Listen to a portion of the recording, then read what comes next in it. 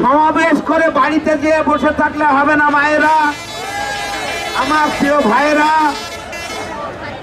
আপনাদেরকে পাড়ায় মহল্লায় মানুষের কাছে যে ধানের শীষের সপক্ষে ভোট চেয়ে কামনিতে প্রচুর পরিমাণ ভোটের ব্যবধানে ধানের শীষকে জয়যুক্ত করে রাষ্ট্র ক্ষমতায় নিয়ে যেতে হবে বন্ধুরা আমার। বিরাট বড় দল, এই দলে অসংখ্য মনোনয়ন প্রত্যাশী থাকতেই পারে। মনোনয়ন প্রত্যাশীর যুদ্ধ আমরা সকলে করেছি। কেউ সবাই পাবে না, একজন পাবে। সেইখানে যারা ব্যর্থ হয়েছেন, আমি মনোনয়ন পাওয়ার সাথে সাথে সেই সমস্ত ভাইদের সাথে কথা বলেছি।